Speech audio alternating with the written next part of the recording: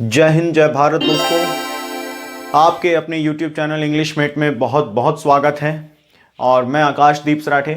चलिए, हम लोगों ने जो पिछले लेक्चर में देखा एडवांस का टेंस हम लोग शुरू कर चुके हैं, यानी टेंस का एडवांस हम शुरू कर चुके हैं और उसके आगे हम लोग देखने जा रहे हैं। हम लोगों ने कल प्रेजेंट के सिंपल से संबंधित यानी उससे रिलेटेड हम लोगों ने कुछ नियम देखे, कुछ रूल्स देखे थे जिनको अप्लाई किया जाता है, कहाँ कहाँ इस्तेमाल किया जाता है, प्रेजेंट सिंपल को किस किस वे में और इस्तेमाल किया जाता है, ये सब हम लोग देख चुके हैं पिछले वीडियो लेक्चर में। आइए आज हम देखते हैं किसके बारे में। तो आज हम देखेंगे दोस्त जो हमारा पास्ट है यानी पास्ट का सिंपल, उस सेगमेंट को हम आज देखते हैं, जानते हैं उसके रूल्स क्या हैं और ये रूल्स किस तरीके से अप्लाई होंगे, किस तरीके से एरर्स होंगे, ये सब हम देखते हैं। तो शुरू कर रहे हैं नेक्स्ट जो कि सिंपल है पास्ट का। तो धीरे धीरे हम हर एक सेगमेंट को देखेंगे, वहां पर किस किस तरीके के नियम लगते हैं, वो सब चीजें देखेंगे। अभी हम देख रहे हैं पास्ट का सिंपल, यानी पास्ट के सिंपल। चाहे इससे पहले हम देख चुके हैं प्रेजेंट के सिंपल को, अब हम देखेंगे पास्ट के सिंपल को। लेकिन पास्ट के सिंपल को शुरू करने से पहले मैं आप लोगों को कुछ बताना चाहता हूं, उस चीज को आप समझिएगा। ये कॉन्सेप्ट है और वो कॉन्सेप्ट क्या है, इस चीज को समझते हैं, ठीक है। तो इस चीज को अभी रुक जाइएगा, इसको अभी हम देखेंगे, लेकिन एक कॉन्सेप्ट की बात है तो इसको आप लोग अपनी कॉपी में हेडलाइन डाल लीजिएगा दोस्त, कॉन्सेप्ट। क्योंकि ये कॉन्सेप्ट की जब कभी भी बात करता हूं तो यानी पूरी इंग्लिश में वो अप्लाई की जाती है, तो उस कॉन्सेप्ट के बारे में जानते हैं।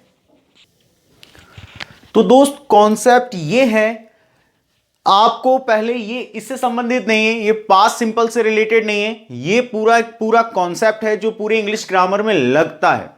और जहां कहीं भी मैं कॉन्सेप्ट की बात करता हूं तो आप समझ जाइए कि वो कॉन्सेप्ट क्या है दोस्त, पूरे इंग्लिश ग्रामर में लगता है। जो उससे पहले मैं आप लोगों को बात कर चुका हूं, जैसे कि जैसा सब्जेक्ट होता है वैसी हेल्पिंग वर्ब होती है, वैसा ही मेन वर्ब होता है और वैसा ही प्रोनाउन होता है। यानी सब्जेक्ट सिंगुलर है तो हेल्पिंग वर्ब, मेन वर्ब और प्रोनाउन जो है वो सिंगुलर है। और यदि सब्जेक्ट प्लूरल होता है तो हेल्पिंग वर्ब, मेन वर्ब और प्रोनाउन जो है वो प्लूरल होता है। That mean helping verb, main verb and pronoun always use according to the subject, whereas the helping verb, main verb and pronoun will be in plural form. That mean the subject will be in plural form. Okay, always remember it. तो जो concept है ये दूसरा concept है, जो ये लगता कैसे, इस चीज को हम देखते हैं दोस्त। मैंने आपको लिखा है सब्जेक्ट के बाद हेल्पिंग वर्ब और इसके आगे मैंने कुछ भी नहीं लिखा, ठीक। उसी तरीके से यहां दूसरा मैंने लिखा है सब्जेक्ट प्लस हेल्पिंग वर्ब, लेकिन उसके आगे मैंने कुछ भी नहीं लिखा। तीसरा मैंने लिखा हुआ है सब्जेक्ट प्लस हेल्पिंग वर्ब, उसके आगे भी कुछ नहीं लिखा। ये कारण क्या है वो आपको पता चलेगा अभी, लेकिन आप केवल ये चीज ध्यान दीजिए कि हमारा ये बेसिक सेंटेंस स्ट्रक्चर जो हम लोग शुरू से पढ़ते आ रहे हैं वो चीज है।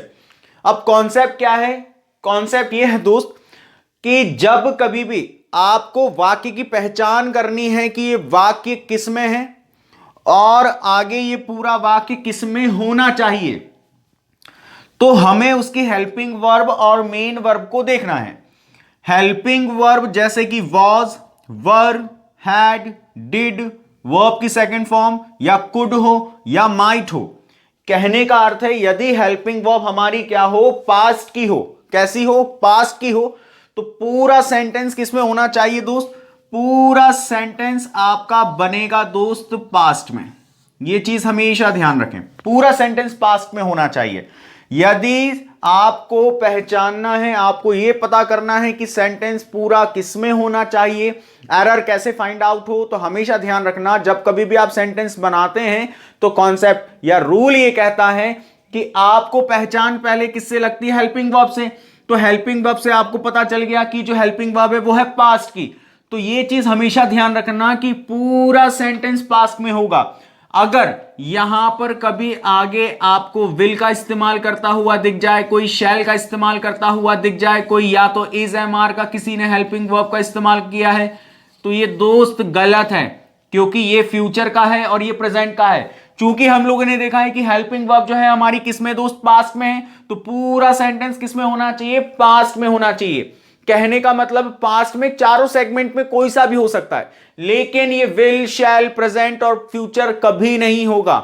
उसी की तरह दूसरा जो कंडीशन है वो क्या है दोस्त, हेल्पिंग वर्ब। यदि हेल्पिंग वर्ब आपकी प्रेजेंट होती है, प्रेजेंट की हेल्पिंग वर्ब कौन कौन सी, इज, एम, आर हो, हैज, हैव हो, डू, डज हो या डायरेक्ट वर्ब की फर्स्ट फॉर्म हो, तो हमेशा ध्यान रखना दोस्त, हमेशा क्या ध्यान रखेंगे कि पूरा सेंटेंस आपका किसमें होना चाहिए, प्रेजेंट में होना चाहिए। किस में होना चाहिए दोस्त? प्रेजेंट में। पूरा सेंटेंस मतलब जैसे वाक्य है वैसा ही पूरा होना चाहिए। पूरे का मतलब यहां पर जरूरी नहीं है इज एम आर हो तो यहां पर भी इज एम आर चाहिए, ऐसा नहीं कह रहा हूं मैं। ये कह रहा हूं कि आपको पहचान करनी है पहले उसकी हेल्पिंग वर्ब और मेन वर्ब से। यदि उसकी जो वर्ब है पास्ट की है तो पूरा सेंटेंस पास्ट में होना चाहिए। जरूरी नहीं कि यहां वॉज लगाए तो यहां भी वॉज लगाना है। इसका मतलब यह है कि यदि यहां वॉज लगाए तो आगे आपको अगर हैज या हैव दिया है तो हैज हैव नहीं आएगा, वहां आएगा हैड। अगर वहां पर विल दिया है तो विल नहीं आएगा, वहां आएगा वुड। अगर आप लोगों को दिया हुआ है यहां पर वॉज वर्ब तो यहां पर अगर डू डज नहीं आएगा, यहां आएगा डिड। मेरे कहने का अर्थ यह है। तो आप हमेशा ध्यान रखें कि जैसी हेल्पिंग वर्ब या जैसे आपके आगे की वर्ब होती है पूरा ही सेंटेंस उसी के अकॉर्डिंग चलता है।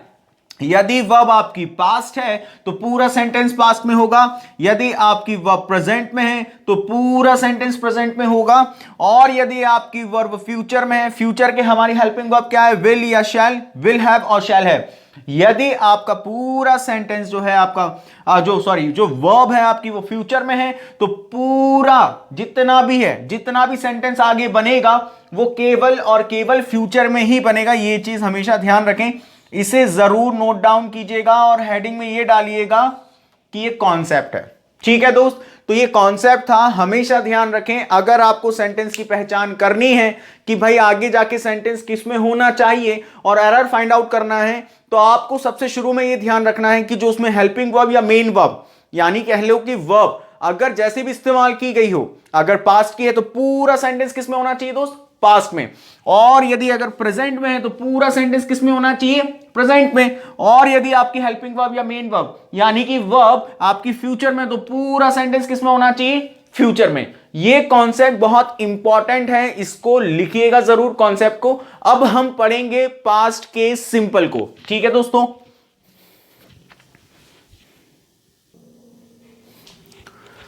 तो पास्ट सिंपल के अब हम रूल्स देखते हैं। पास्ट सिंपल के 4 रूल हैं।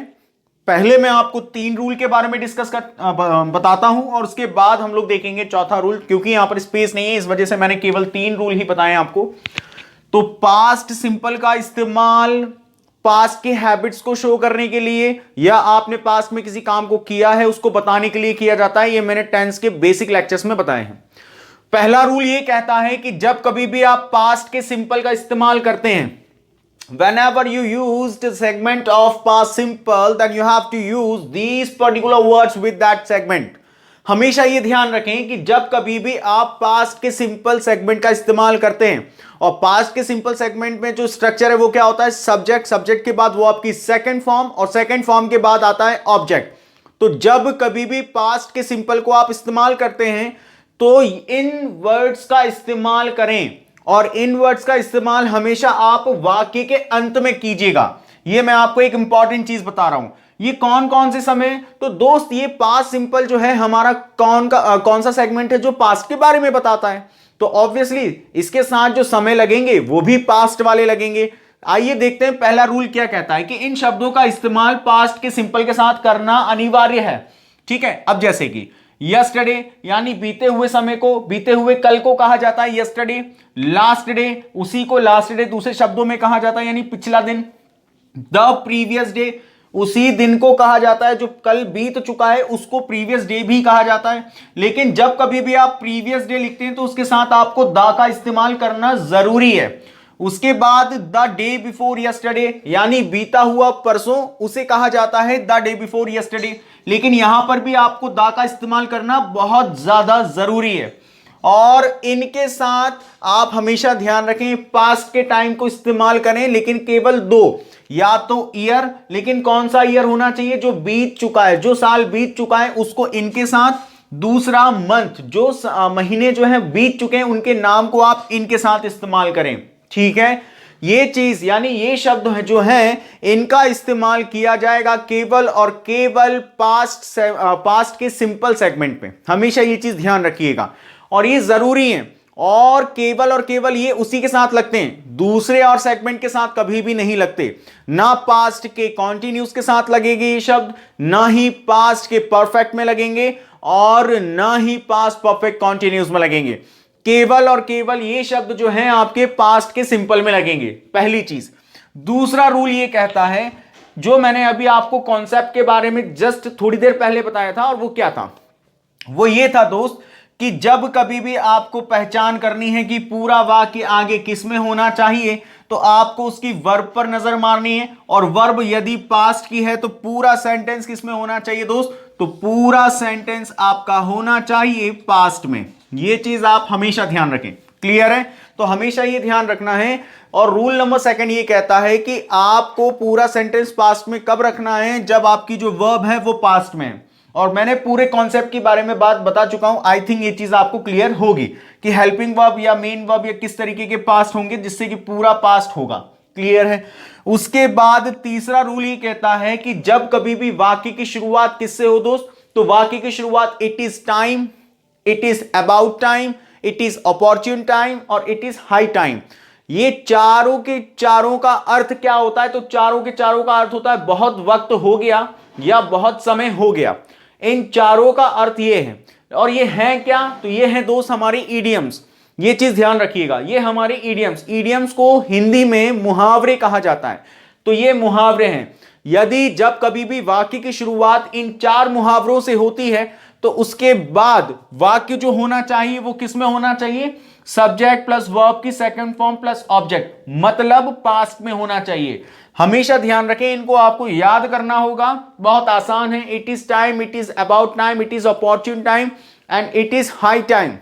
Whenever a sentence starts with these particular idioms, then immediate after comes past segment, वो भी past का सिंपल आना चाहिए। ये चीज हमेशा आप लोगों को ध्यान रखना है। यहां पर मैं सिंपल भी लिख देता हूं, नहीं तो बच्चों को ये कंफ्यूजन होगी कौन सा, तो पास्ट के सिंपल का इस्तेमाल किया जाता है। ये तीन रूल हम लोगों ने देखे। इन तीन रूल में सबसे इंपॉर्टेंट चीज दोस्त, कभी भी आप पास्ट सिंपल को अगर लिखते हैं तो उसमें टाइम मेंशन करना जरूरी है। लेकिन वो टाइम कौन सा होता है, तो वो टाइम आपके पास्ट का होता है। और वो कौन कौन सा है जो मैंने आप लोगों को ये बताया, तो ये केवल और केवल पास्ट के सिंपल के साथ लगते हैं। दूसरा रूल ये कहता है, जो मैं आपको कॉन्सेप्ट में डिटेल में बता चुका हूं थोड़ी देर पहले ही। और तीसरा रूल कहता है कि जब कभी भी मुहावरे यदि आते हैं और इन मुहावरों से वाक्य की शुरुआत होती है, तो हमेशा ध्यान रखिए कि इसके बाद आने वाला जो वाक्य होगा वो हमेशा पास्ट का सिंपल होगा। ये चीज हमेशा ध्यान रखिएगा। अब हम देखते हैं चौथे रूल को, और फिर उसके आगे हम लोग एग्जाम्पल देखेंगे। ठीक है, तो देखते हैं रूल नंबर 4 हमारे पास्ट के सिंपल का, जो कि लास्ट रूल है दोस्त। और लास्ट रूल इसमें क्या है, डिड के बारे में है। तो हमेशा ध्यान रखिएगा कि डिड जो है हमारी पास्ट का हेल्पिंग वर्ब है। लेकिन कैसी हेल्पिंग वर्ब है दोस्त, तो वो है hidden helping verb. Hidden helping verb के बारे में मैं आप लोगों को टेंस के बेसिक लेक्चर्स में बता चुका हूं। तो ये हिडन हेल्पिंग वर्ब है। तो डिड जो है हमेशा क्या होती है, हिडन हेल्पिंग वर्ब है। लेकिन किसकी है दोस्त, तो पास्ट की हिडन हेल्पिंग वर्ब है। दूसरी चीज, क्या डिड का इस्तेमाल वर्ब की सेकंड फॉर्म के साथ किया जाता है? जी कभी भी नहीं। कभी भी आप इसके साथ किसी और फॉर्म को इस्तेमाल कर ही नहीं सकते। आपको यदि डिड का इस्तेमाल करना है तो डिड के बाद हमेशा मेन वर्ब जो है वर्ब की फर्स्ट फॉर्म आती है। यह चीज हमेशा ध्यान रखिएगा, एरर इसमें से आते जरूर हैं। उसके बाद नेक्स्ट चीज है कि डिड का यूज जो है केवल और केवल नेगेटिव और इंटेरोगेटिव सेंटेंसेस में ही किया जाता है। किसके तर्ज पर, तो हमेशा ध्यान रखें डू और डज के तर्ज पर। जैसे कि डिड का इस्तेमाल केवल और केवल वर्ब की फर्स्ट फॉर्म पे होता है, उसी तरीके से डू और डज का भी वर्ब की फर्स्ट फॉर्म के साथ ही होगा। चाहे उसके साथ कोई आए या ना आए, केवल और केवल वर्ब की फर्स्ट फॉर्म ही आती है। और जो ये डू और डज है हमारी क्या है, प्रेजेंट के हिडन हेल्पिंग वर्ब है। ये केवल आपको मैंने याद कराने के लिए यहां पर लिखा हुआ है, इसका इससे कोई भी संबंध नहीं है। केवल और केवल यूज जो है इसके आधार पर होता है, इसलिए मैं बता रहा हूं कि डू और डज के बाद भी वर्ब की फर्स्ट फॉर्म आती है, उसी तरीके से डिड जो है उसके बाद भी वर्ब की फर्स्ट फॉर्म आती है। डू और डज जो है वो प्रेजेंट की हिडन हेल्पिंग वर्ब है। ये जो है डिड जो है हमारी पास्ट की हिडन हेल्पिंग वर्ब है। इसका इस्तेमाल क्या होगा, तो केवल और केवल नेगेटिव सेंटेंस और इंटेरोगेटिव सेंटेंस में इस्तेमाल कीजिए। एक नोट है, डिड का यूज अफर्मेटिव सेंटेंस में नहीं करना, यानी कभी भी डिड का इस्तेमाल सकारात्मक वाक्यों में कभी नहीं किया जाता। यह चीज आप हमेशा ध्यान रखें। क्लियर है दोस्त? तो हमेशा यह ध्यान रखें कि डिड जो एक हिडन हेल्पिंग वर्ब है, डिड के साथ वर्ब की सेकंड फॉर्म नहीं आती, डिड के साथ ओनली यानी केवल और केवल वर्ब की फर्स्ट फॉर्म होगी और डिड का उपयोग केवल दो वाक्यों में होगा। एक तो नेगेटिव जिसमें नॉट, नेवर इस तरीके के शब्द होंगे, और इंटरोगेटिव जो प्रश्न वाले होंगे। एक मैंने ये नोट लिखा हुआ है, आप लोग भी लिखिएगा कि इसका इस्तेमाल अफर्मेटिव सेंटेंसेस में नहीं होता। तो ये केवल और केवल 4 रूल थे जो हम लोगों ने देखे दोस्त, और इस चीज को हमेशा ध्यान रखिएगा, ठीक है। तो चलिए अब हम इनके कुछ एग्जाम्पल देखते हैं और उसमें हम एरर फाइंड आउट करते हैं। चलिए अब इसके एग्जाम्पल देखते हैं कि पास्ट सिंपल को हम लोगों ने 4 रूल पढ़े हैं, अब उससे रिलेटेड किस तरीके से प्रश्न हमारे पटवारी या दूसरे एग्जाम्स में पूछे जाते हैं। तो जो हमारे एग्जाम है उनमें किस तरीके से एरर फाइंड आउट किए जाते हैं, हम लोगों ने 4 रूल देखे।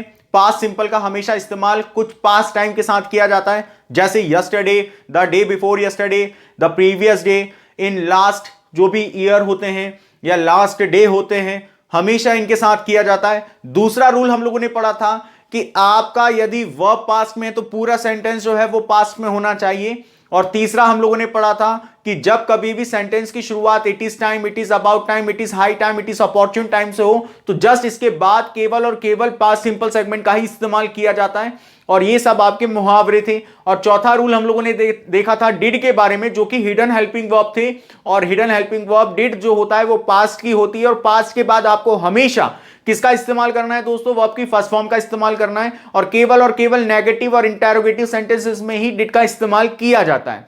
अब हम देखते हैं उससे संबंधित पूरे एग्जाम्पल्स, और फिर हम देखेंगे कि इसमें क्या गलतियां और क्या नहीं है। चलिए देखते हैं। दे टोल्ड अस, उन लोगों ने हमसे कहा, that they will not come.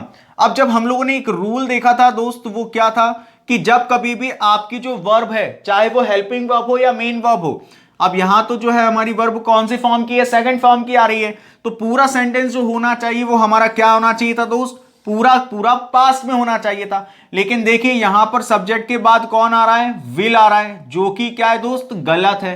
तो विल के स्थान पर क्या आना चाहिए था, वुड आना चाहिए था, क्योंकि विल का जो पास्ट फॉर्म है वो कौन है, विल का पास्ट फॉर्म होता है वुड। तो यहां पर आना चाहिए था they told us that they would not come with us. Clear है दोस्त।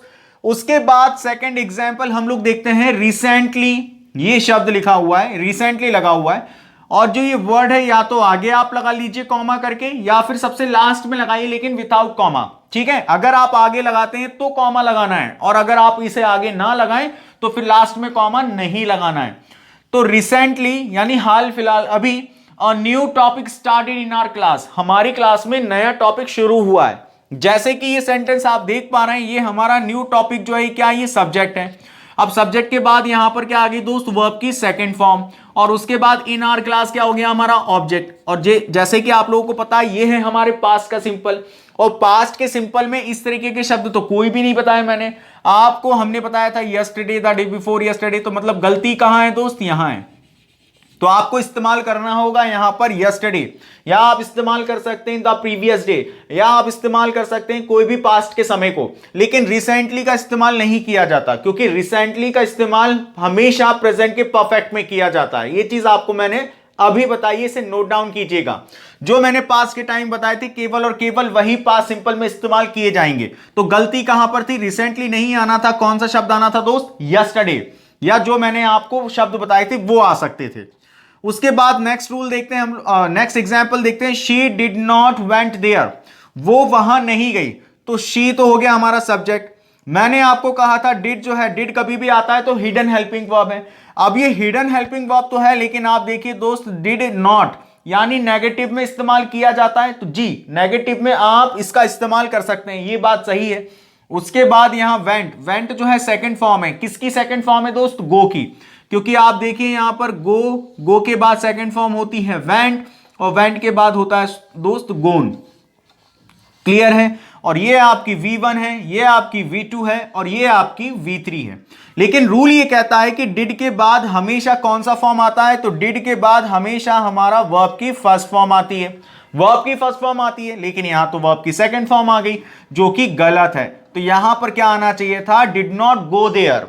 क्लियर है दोस्त। उसके बाद नेक्स्ट देखिए, did they came to house, क्या वे लोग घर आए थे, तो क्या वे लोग घर आए थे, यहां पर ये इंटरोगेटिव है, बिल्कुल इंटरोगेटिव में डिड का इस्तेमाल किया जाता है, तो हम लोगों ने किया। लेकिन यहां पर आप देखिए दोस्त, यहां पर केम लिखा हुआ है, और केम क्या होता है, कम की फर्स्ट फॉर्म, और केम सेकंड फॉर्म, और थर्ड जो होती है वो क्या होती है, कम होती है, यानी कम, केम और कम। और यहां पर कौन सी फॉर्म लिखी हुई है दोस्त, सेकंड फॉर्म लिखी है, तो सेकंड फॉर्म नहीं आना चाहिए, आपका हमेशा यहां पर इस्तेमाल करना है फर्स्ट फॉर्म। ठीक है, तो मैंने आप लोगों को बताया था कि hidden helping verb always use with the first form of verb, never use with the other form of verbs. Okay, and next one is it is about time we have started new form, और I told you already in this lecture that it is about time. Whenever a sentence starts with it is about time, it is high time, it is opportune time, or it is time, then immediate after the sentence will be simple past. But यहां पर आप देखेंगे कि ये तो हो गया हमारा पूरा मुहावरा, और मुहावरे के बाद यानी इडियम्स, और इसका अर्थ होता है बहुत समय हो गया है। और यहां पर देखिए दोस्त क्या आ रहा है, तो यहां पर आ रहा है हैव, और ये हैव क्या है, प्रेजेंट परफेक्ट है, ये नहीं आना चाहिए। हमारे क्या आना चाहिए कि सब्जेक्ट के बाद वर्ब की सेकंड फॉर्म, तो ये सेकंड फॉर्म है, तो वी स्टार्टेड न्यू फॉर्म, बहुत समय हो गया हमने नई कंपनी खोली है। क्लियर है दोस्तों, आई होप कि आप लोगों को ये चीजें क्लियर हुई होगी। अब हम देखते हैं इसके आगे जो है नेक्स्ट रूल और नेक्स्ट सेगमेंट के बारे में। तो केवल और केवल पास्ट सिंपल में इतने ही रूल थे। चलिए नेक्स्ट देखते हैं प्रेजेंट का परफेक्ट। नेक्स्ट सेगमेंट जो है प्रेजेंट के परफेक्ट में आपको देखना है कि कौन कौन से रूल होंगे। तो इसमें रूल ये दोस्त कि इसका स्ट्रक्चर क्या होता है प्रेजेंट के परफेक्ट का, कि सब्जेक्ट प्लस हैज या हैव प्लस वर्ब की थर्ड फॉर्म प्लस ऑब्जेक्ट, ये हमारे प्रेजेंट का परफेक्ट है। हम इसका इस्तेमाल कब करते हैं, तो इसका इस्तेमाल किया जाता है जब कभी भी आपका कोई हाल फिलहाल या आज ही आज में किसी काम को आपने कर दिया है, या तो शुरू किया है या खत्म किया है, ऐसे वाक्य को बताने के लिए आपको हमेशा प्रेजेंट के परफेक्ट की इस्तेमाल करनी होती है। अब हम देखते हैं इसके आगे, और वो क्या है दोस्त, रूल नंबर 1, कि प्रेजेंट परफेक्ट के साथ किस तरीके के शब्दों का इस्तेमाल किया जाता है। तो अमूमन इनका इस्तेमाल किया जाता है, एक है हमारा रिसेंटली, दूसरा ऑलरेडी, तीसरा येट, एंड चौथा जो है वो सो फार। हमेशा ध्यान रखें ये 4 शब्दों का इस्तेमाल किया जाता है किसके साथ दोस्त, इस्तेमाल किया जाता है प्रेजेंट के परफेक्ट का। मैंने आप लोगों के लिए इसकी हिंदी भी लिख दी है, जैसे कि रिसेंटली का हिंदी होता है हाल फिलहाल या अभी अभी, ऑलरेडी का अर्थ होता है पहले से या पहले से ही, ठीक है, येट का अर्थ होता है अब तक या अभी तक, और सो फार का अर्थ भी वही है, अब तक या अभी तक। ये हिंदी में मैंने आप लोगों को समझाने के लिए लिखे हुए हैं, जिससे कि आप लोग आसानी से इन शब्दों का इस्तेमाल इस सेंटेंस सेगमेंट के साथ कर सकें, जिससे कि आप लोगों को वाक्य भी समझ में आए और किस तरीके से इसका इस्तेमाल होता है और इसका अर्थ क्या है वो आपको आसानी से समझ में आ सके। तो पहला रूल ये है कि recently, already, yet and so far always use with the simple present perfect. And second rule says that, दूसरा रूल वैसे रूल नहीं है, लेकिन बहुत से बच्चों को इन शब्दों को यूज करने में बहुत समस्याएं होती हैं, तो इसीलिए ये मैंने रूल बना दिया। वो क्या है कि जब कभी भी इन शब्दों का इस्तेमाल आपको प्रेजेंट के परफेक्ट के साथ करना हो, तो आपको क्या करना होगा, या तो सबसे शुरू में उस वाक्य के साथ इस्तेमाल करें। तो पहले आपने लिख दिया रिसेंटली, ऑलरेडी, येट और सो फार सबसे पहले, लेकिन फिर उसके बाद आपको लगाना होगा कॉमा, और उसके बाद सब्जेक्ट, फिर जो आपका हैज हैव वर्ब की थर्ड फॉर्म और ऑब्जेक्ट, यानी सेंटेंस प्रेजेंट परफेक्ट का बाद में अगर आपको पहले ये लगाना हो, लेकिन कॉमा से उसको सेपरेट करना जरूरी है। या फिर आप दूसरा किस तरीके से लिख सकते हैं दोस्त, तो सब्जेक्ट के बाद हैज हैव वर्ब की थर्ड फॉर्म और ऑब्जेक्ट, ये हो गया हमारे प्रेजेंट का परफेक्ट सेगमेंट। लेकिन उसके बाद इन शब्दों का इस्तेमाल वाक्य के अंत में भी किया जाता है। सबसे इंपॉर्टेंट बात है, यहां कोई कॉमा यूज नहीं किया जाता, तो यह बात हमेशा ध्यान रखें कि ये 4 शब्दों का इस्तेमाल प्रेजेंट के परफेक्ट के साथ किया जाता है। दूसरा, इसका इस्तेमाल वाक्य में कहां करते हैं, तो या तो वाक्य की शुरुआत में, in the starting of the sentence, और at the last of the sentence, यानी वाक्य के अंत में। ये मैंने आप लोगों को बताया है। अब हम देखेंगे इसका थर्ड रूल, जो कि बहुत इंपॉर्टेंट है और एरर भी आते हैं। तो चलिए तीसरे रूल को देखते हैं। तो रूल नंबर 3 हमारा क्या है वो उसके बारे में देखते हैं। येट और सो फार को लेकर, येट और सो फार जिसका मैंने हिंदी अर्थ आप लोगों को बताया था, अब तक और अभी तक, और सो फार का अर्थ भी होता है अब तक और अभी तक। केवल और केवल छोटा सा ही इसमें डिफरेंस है। अर्थ तो दोनों के सेम है, लेकिन येट का इस्तेमाल केवल और केवल नेगेटिव सेंटेंसेस में इस्तेमाल करते हैं, यानी ऐसे वाक्य जिसमें नॉट, नेवर, नहीं जैसे शब्दों का इस्तेमाल किया जाता है। तो yet is always use in the negative sentences and always so far, so far का हमेशा इस्तेमाल किया जाता है अफर्मेटिव, या अफर्मेटिव को पॉजिटिव सेंटेंस भी कहा जाता है, तो अफर्मेटिव सेंटेंस में इस्तेमाल किया जाता है सो फार को। तो यह चीज हमेशा आपको ध्यान रखना है, दोनों के अर्थ समान हैं, दोनों ही एक समान हैं, लेकिन इनका उपयोग अलग अलग वाक्यों में है। Yet is always used in the sentence of negative and whereas so far always used in the affirmative sentence. Got it? So this is the rule which is most important and you will find out an error related with this rules. Okay? अब हम example देखेंगे और example के हिसाब से इसको समझते हैं और इसमें हम देखेंगे कि क्या गलतियां हैं। ठीक है, देखते हैं। चलिए अब इसके एग्जाम्पल्स को देखते हैं, एग्जाम्पल को समझते हैं, क्या इनमें गलतियां हैं क्या नहीं है। जो कि हम लोगों ने रूल्स देखे हैं, एक बार उनको हम रिकॉल कर लेते हैं। पहला हम लोगों ने देखा था प्रेजेंट परफेक्ट का इस्तेमाल कब किया जाता है, तो प्रेजेंट परफेक्ट का इस्तेमाल आज ही आज में किसी काम को आपने शुरू किया हो या खत्म किया हो, यह बेसिक यूज है। उसके बाद हम लोगों ने देखा था दोस्तों कि 3 रूल देखे हैं, वैसे है तो 2 ही थे, लेकिन केवल मैंने आपको एक यूज भी बताया उसका। पहला हम लोगों ने देखा था कि रिसेंटली, ऑलरेडी, येट और सो फार का इस्तेमाल इस प्रेजेंट परफेक्ट में केवल इसी में किया जाता है। दूसरा, इन शब्दों का इस्तेमाल वाक्य में होता कहां है, तो या तो शुरू में या अंत में, सबसे अंत में या तो सबसे ज्यादा शुरुआत में। उसके बाद तीसरा रूल हम लोगों ने देखा येट और सो फार में, क्योंकि येट और सो फार दोनों के अर्थ एक थे, लेकिन इसका इस्तेमाल अलग अलग वाक्यों में किया जाता है। येट केवल नेगेटिव में किया जाता है और सो फार हमेशा पॉजिटिव में किया जाता है। ठीक है, तो चलिए देखते हैं। पहला एग्जाम्पल है दोस्त, you have not completed this project.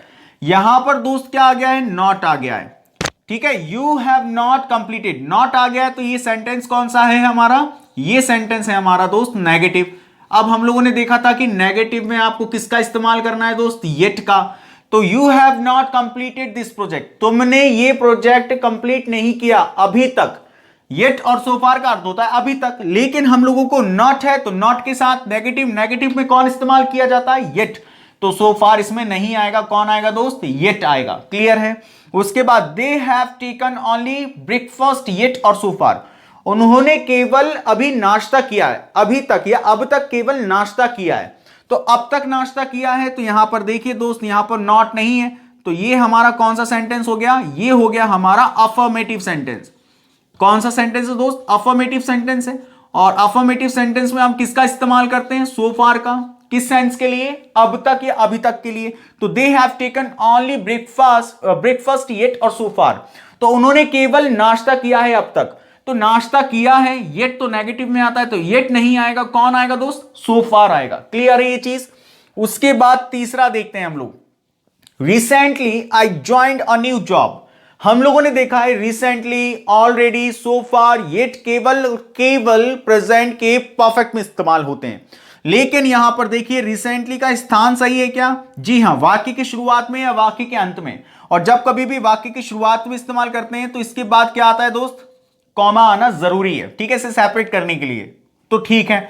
लेकिन यहां पर देखिए ये जो सेंटेंस है आपका क्या है, यहां सब्जेक्ट है, सब्जेक्ट के बाद ज्वाइंट जो है वो सेकंड फॉर्म हो गई, तो यहां तो ये प्रेजेंट परफेक्ट का है ही नहीं, तो ये गलत है। हमें इसको क्या करना चाहिए, यहां पर आना चाहिए दोस्त आपका I have joined a new job, तो ये कन्वर्ट हो जाएगी किसमें, थर्ड फॉर्म में। क्लियर है, तब जाकर ये सही होगा। उसके बाद fourth one, I have learned already, मैं पहले से ही सीखा हुआ हूं। ठीक है, या मैं पहले से ही सीख गया हूं, तो पहले से ही सीख गया हूं या सीखा हुआ हूं, तो इसके लिए ऑलरेडी सही लगा हुआ है क्या, इसका स्थान सही है जी। और किसके साथ लगा हुआ है, सेंटेंस कौन सा है, सब्जेक्ट प्लस हैज या हैव प्लस वर्ब की थर्ड फॉर्म, बिल्कुल सही है। तो ये तो बिल्कुल सही है। आज हम लोगों ने 2 सेगमेंट के बारे में जाना, एक हमारा सिंपल पास्ट और एक हमारा होता है प्रेजेंट का परफेक्ट। आगे के लेक्चर में हम लोग इसके आगे देखेंगे। जब तक आप अपना ख्याल रखें, कोई भी डाउट हो, कोई भी कमेंट हो, कोई भी क्वेरी हो, आप मुझसे पूछ सकते हैं। और जब तक के लिए मुझे इजाजत दीजिए। Thank you so much for being with me. जय हिंद।